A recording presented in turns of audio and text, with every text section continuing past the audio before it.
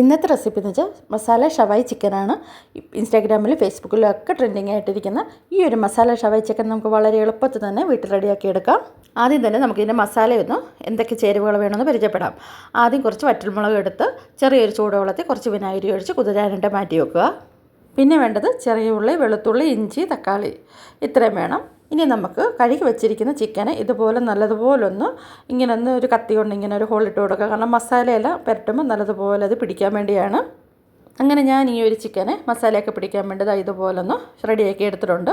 ഇപ്പം ഇത് കട്ട് ചെയ്ത പീസായിട്ടാണ്, അല്ലാതെ നമുക്ക് ഒറ്റ ചിക്കനായിട്ട് തന്നെ ആയാലും നമുക്കിത് ഉണ്ടാക്കിയെടുക്കാം. ഇനി നമുക്ക് ചിക്കൻ്റെ മസാലയൊന്ന് അരച്ചെടുക്കണം. അപ്പോൾ അതിനുവേണ്ടി ഞാനൊരു മിക്സിയിലെ ജാറിനകത്തോട്ട് നേരത്തെ കുതിർത്ത് വെച്ച ഒരു വറ്റൽമുളകും വിനാഗിരിയുടെ വെള്ളവും ഒക്കെയാണല്ലോ, അപ്പോൾ അതും കൂടെ ഒഴിച്ച് അതിനുശേഷം ചെറിയ ഉള്ളി, വെളുത്തുള്ളി, ഇഞ്ചി, പച്ചമുളക്, തക്കാളി ഇതെല്ലാം കൂടെ ഒരു മിക്സിയുടെ ജാറിനകത്ത് ഇട്ട് കൊടുക്കുക.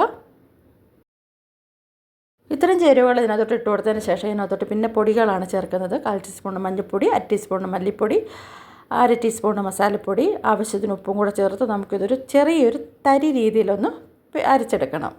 അങ്ങനെ നമ്മുടെ ചിക്കൻ ആവശ്യമായ മസാല ഇവിടെ റെഡി ആയിട്ടുണ്ട്. അപ്പം മല്ലിയില ഉണ്ടെങ്കിൽ ഇതിനോടൊപ്പം തന്നെ മല്ലിയിലയും കൂടെ കുറച്ച് അരയ്ക്കാവുന്നതാണ്.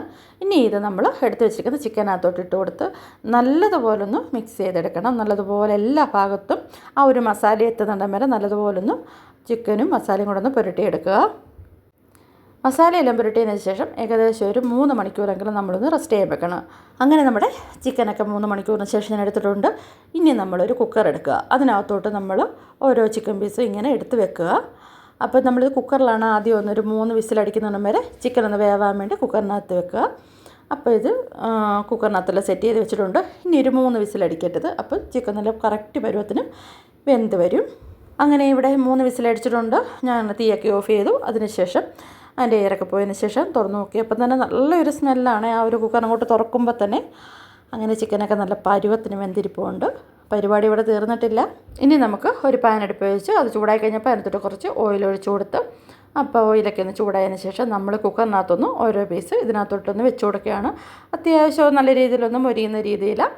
ഒരുപാട് തീ അങ്ങ് ഇടണ്ട, കുറഞ്ഞ ഫ്ലെയിമില്ല. ഇത് തിരിച്ച് മറിച്ച് വിട്ടൊന്ന് ഒന്ന് മൊരിച്ചെടുക്കണം. അങ്ങനെ ചിക്കനൊക്കെ എടുത്ത് മാറ്റി വെച്ചതിന് ശേഷം അതേ പാനിലോട്ട് തന്നെ നമ്മൾ കുക്കറിനകത്തിരുന്ന് ആ ഒരു ഗ്രേവി ഉണ്ടല്ലോ, അത് ഈ ഒരു പാനിനകത്തോട്ട് ഒഴിച്ച് കൊടുത്ത് നല്ല രീതിയിലൊന്ന് കുറുക്കിയെടുക്കണം. അപ്പോൾ നമുക്ക് ഈ ഒരു കുറുക്കിയെടുക്കുന്ന കൂട്ടത്തിൽ തന്നെ നമുക്ക് പിന്നെ ടൊമാറ്റോ സോസ് ഒഴിക്കുന്നവർക്ക്, അതിഷ്ടമുള്ളവർക്ക് അതൊഴിക്കാവുന്നതാണ്. അപ്പോൾ ഇത് നല്ല രീതിയിലൊന്ന് കുറുക്കിയെടുക്കണം.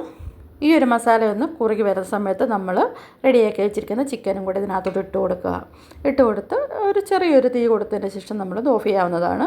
അപ്പോൾ ഇതിങ്ങനെ ഇട്ട് കൊടുത്തിട്ട് നമ്മൾ ഈ സൈഡിലൊക്കെയുള്ള ഗ്രേവി എടുത്ത് ഇതിന് മുകളിലോട്ട് ഇങ്ങനെ ഒഴിച്ചു കൊടുക്കണം. ഇവിടെ ഇപ്പോൾ ഞാൻ ഗ്രേവി അങ്ങ് ഒരുപാട് പറ്റിക്കുന്നില്ല. കാരണം വെച്ചാൽ പൊറോട്ട, കുബൂസ് അങ്ങനെ അതിൻ്റെ കൂടെ കഴിക്കുമ്പോൾ നമുക്ക് ഇച്ചിരി ഗ്രേവിയും കൂടെ വേണമല്ലോ. അപ്പോൾ ഇത്രയേ ഉള്ളൂ. വളരെ എളുപ്പത്തിൽ തന്നെ നമുക്ക് ഒരു ഷവായി ചിക്കൻ വേഗം തന്നെ വീട്ടിൽ തന്നെ റെഡിയാക്കി എടുക്കാവുന്നതാണ്. അങ്ങനെ റെസ്റ്റോറൻറ്റ് സ്റ്റൈലിൽ നല്ല അടിപൊളി ഒരു മസാല ഷവായി ചിക്കൻ വളരെ വേഗം തന്നെ നമുക്ക് വീട്ടിൽ റെഡിയാക്കി എടുക്കാവുന്നതാണ്. അപ്പോൾ ഇന്നത്തെ വീഡിയോ ഇത്രയേ ഉള്ളൂ. അടുത്തൊരു വീഡിയോ ആയിട്ട് വീണ്ടും കാണാം.